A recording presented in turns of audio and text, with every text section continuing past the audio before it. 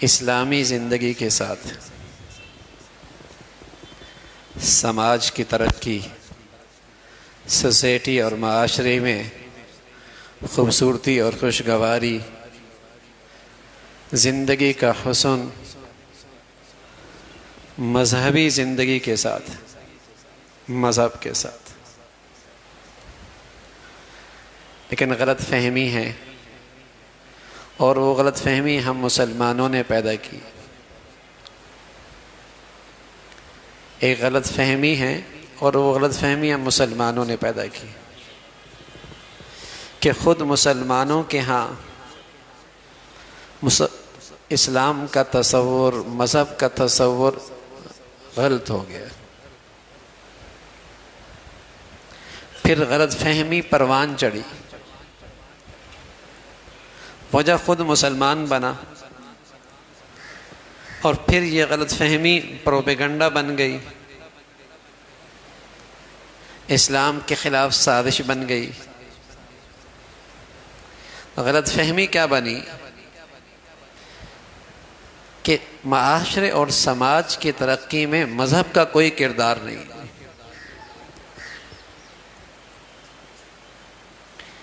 اس لیے تعلیمی اداروں سے لے کر مسلمانوں کے تمام شعبہ زندگی کو مذہب سے دور رکھا جائے۔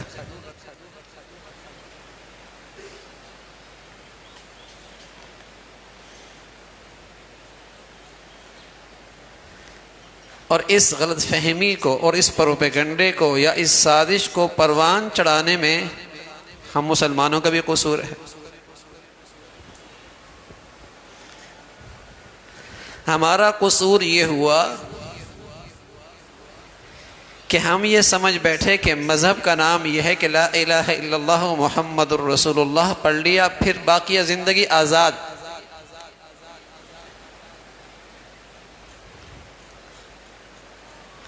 جب اس تصور کے ساتھ آپ نے مذہب قبول کیا ہے تو یہ مذہب تو معاشرے میں اور سماج میں کوئی بھلائی نہیں لا سکتی۔ پھر آپ جھوٹ بھی بول رہے ہیں، اور یہ مسلمان خائن بھی ہے، اور یہ مسلمان ظلم بھی کر رہا ہے، اور یہ بددیانتی بھی ہے، یہ رشوت بھی لے رہا ہے، یہ ہر وہ برائی ہے جو غیروں کی برائیاں تھی وہ اس میں آ گئی۔ تو ایسا مذہب کیا کردار ادا کر سکتا ہے کسی سوسائٹی کے سنوارنے میں؟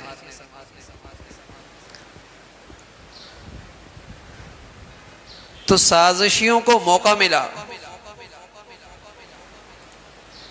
لادین طبقے کو اچھا ہتھیار ہاتھ میں آیا کہ مذہب کا زندگی سے کوئی تعلق نہیں ہے، اس لیے زندگی کے تمام شعبوں کو مذہب سے دور رکھو۔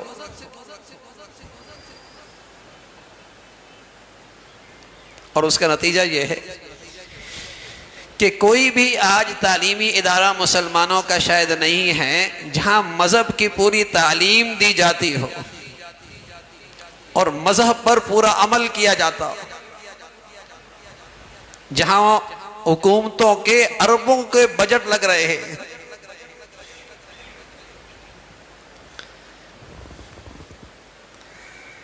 نہ مذہب کی تعلیم ہے اور نہ مذہب پہ عمل ہے۔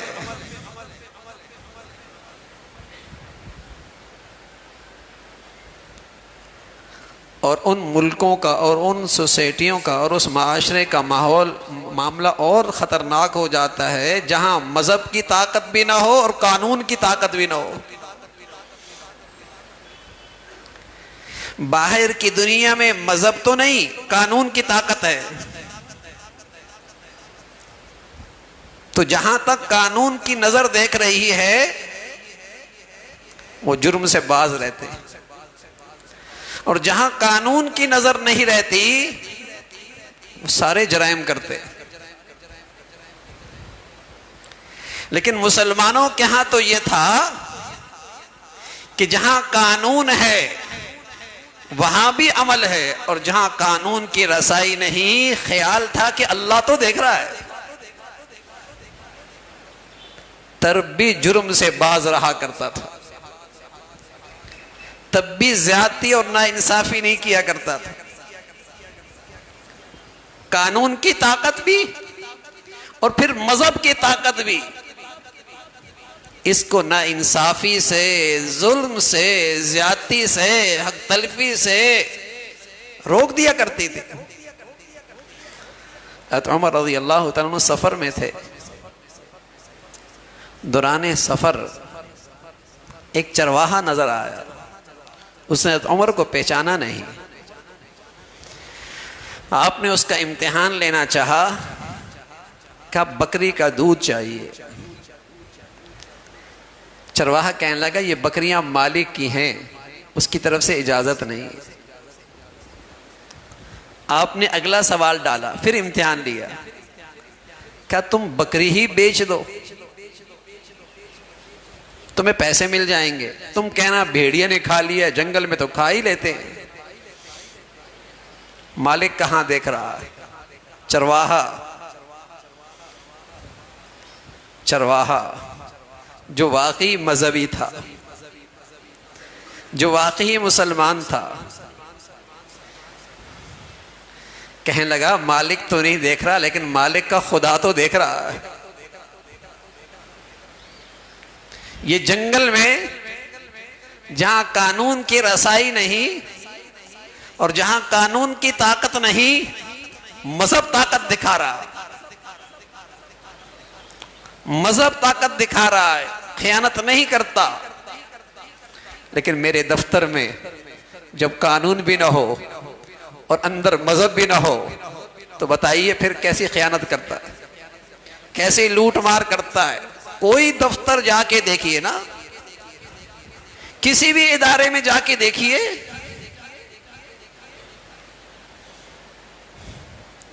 روتے سب ہیں، سب تکلیف محسوس کرتے ہیں اس معاشرے سے، لیکن کسی کو یہ احساس نہیں کہ اس کی پیچھے سب سے بڑی وجہ کہ آج میرا معاشرہ مذہب کی طاقت سے خالی ہے، خوف خدا کی طاقت سے خالی ہے، اللہ کا ڈر نہیں۔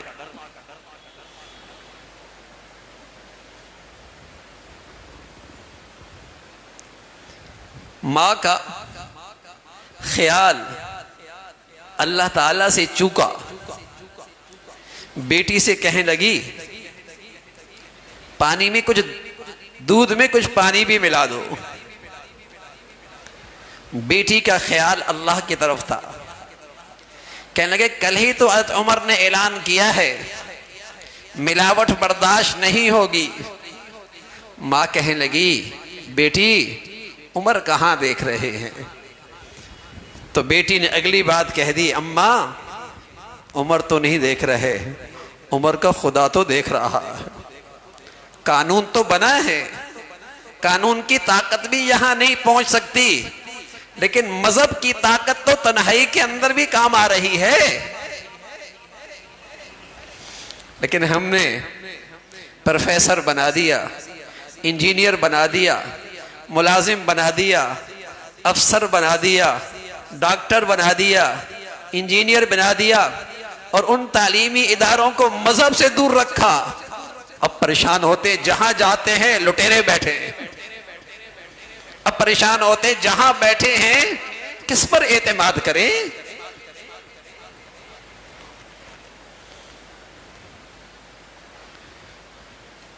قصور ہم سے ہوا، دشمن نے سازش کی، ذہنیت بنا دی نئی نسل کی کہ سماج کی ترقی کے لیے، معاشرے اور سوسائٹی کی ترقی کے لیے مذہب کا کوئی کردار نہیں ہے۔ اس نے سازش کر لی اور میری تمام شعبہ زندگی کو مذہب سے دور رکھا ہے۔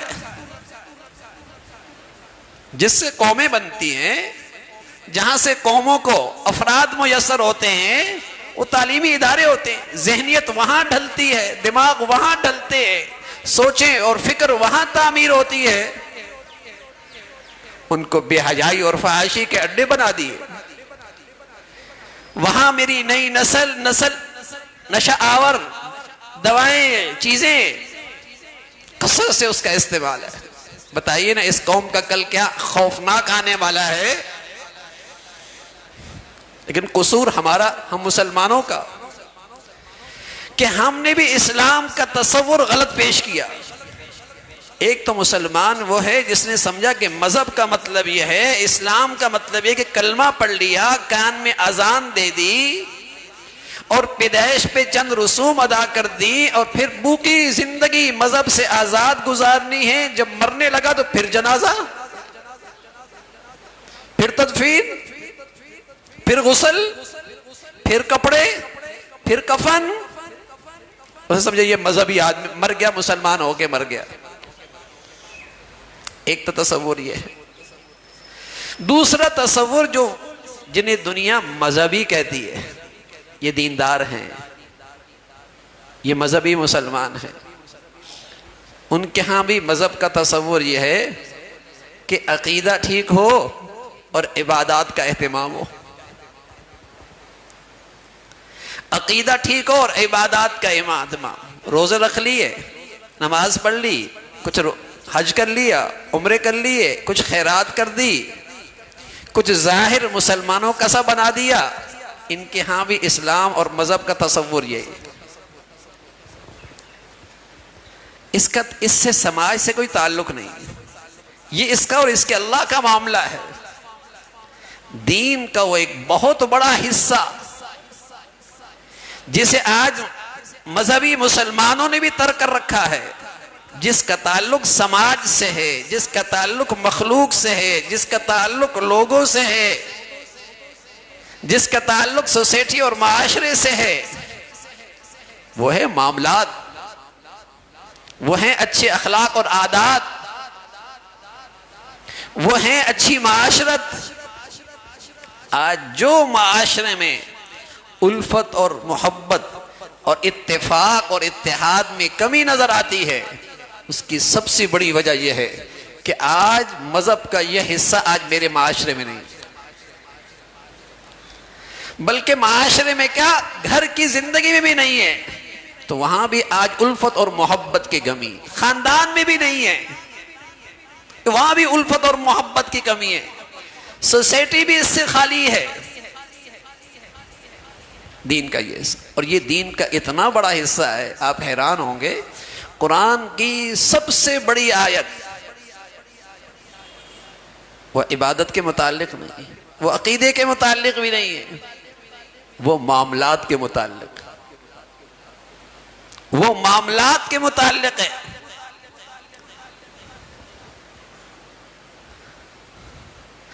دین کا چونکہ یہ حصہ جس سے سماج بنتا ہے، جس سے سوسائٹی ترقی کرتی ہے، جس سے معاشرہ بنتا ہے، جس سے سوسائٹی کا حسن بڑھتا ہے، آج مسلمانوں نے خود ہی اسے ترک کر دیا، تو جہلاء کو اور دین دشمنوں کو موقع ملا پروپیگنڈا کرنے کا کہ اس دنیاوی زندگی میں مذہب کا کوئی کردار نہیں ہے اس کی ترقی اور اس کی خوشحالی کے لیے، انہیں موقع مل گیا۔ ورنہ اگر اللہ کے نبی کی زندگی دیکھیے اور آباء و اجداد ہمارے اسلاف جو مسلمان گزرے ہیں ان کی زندگی دیکھیے، تو انہیں کی یہ معاشرت اور حسن معاملہ یہی وہ چیز تھی جو ان کی زندگی دوسروں کی زندگیوں میں سب سے زیادہ اثر انداز تھی۔ یہ مسلمان جھوٹ نہیں بولتا، مسلمان خائن نہیں ہوتا، مسلمان وعدہ خلافی نہیں کرتا۔ اللہ کے نبی فرمایا کرتے تھے یہ سارے کام تو وہ کرتے ہیں جن کے اندر ایمان نہیں ہوتا۔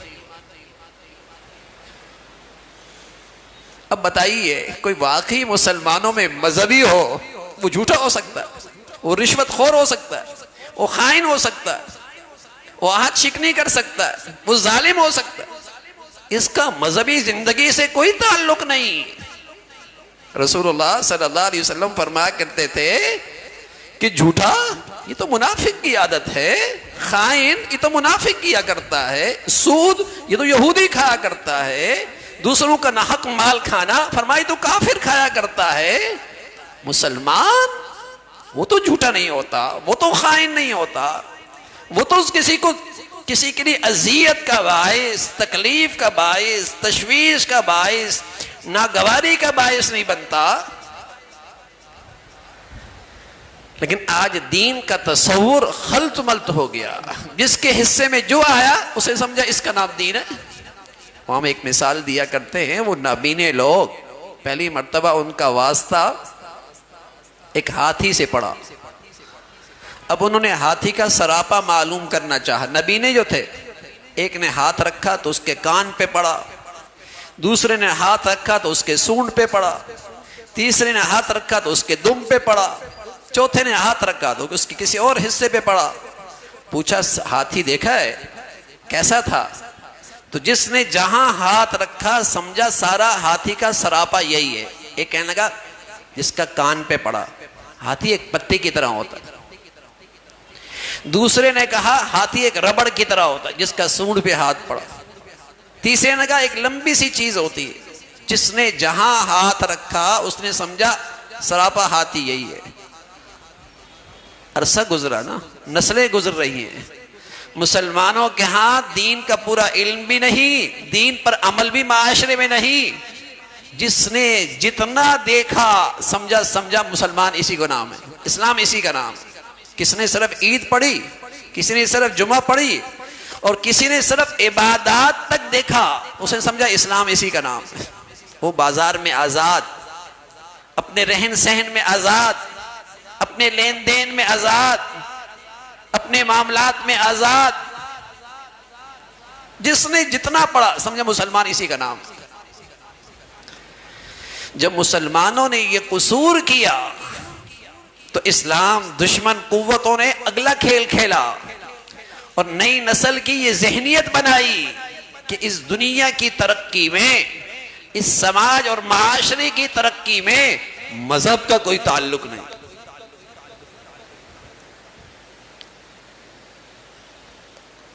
ہاں، اس دنیا کی ترقی اور سماج اور معاشرے کی ترقی میں دولت سے تعلق ہے، وہ تمہیں تمہاری تعلیمی اداروں میں پڑھایا جاتا ہے کیسے کمانی ہے۔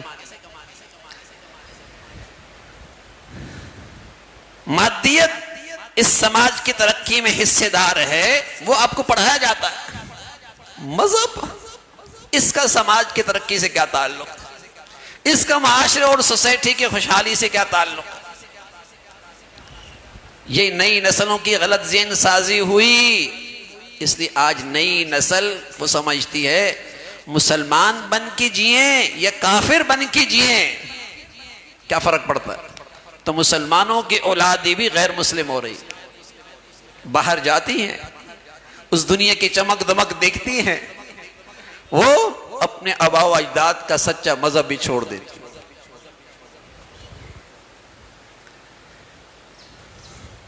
قصور ہوا کہ آج مسلمانوں کے ہاں دین کا تصور غلط ہو گیا۔ خود رسول اللہ صلی اللہ علیہ وسلم کی زندگی دیکھیے تو آپ نے حقوق العباد، حسن معاشرت، حسن معاملہ، اس کی سنگینی کا احساس دلایا کہ عبادات کا معاملہ تمہارا اور اللہ کے ساتھ ہے، اس میں کوتاہی بھی بہت بڑی زیادتی اور ظلم ہے، لیکن خیال رکھنا جس کا معاملہ مخلوق کے ساتھ ہے، دین کے اس حصے میں کوتاہی کی تو اللہ تعالیٰ بھی معاف نہیں کریں گے جب تک کہ اللہ کا بندہ معاف نہ کرے۔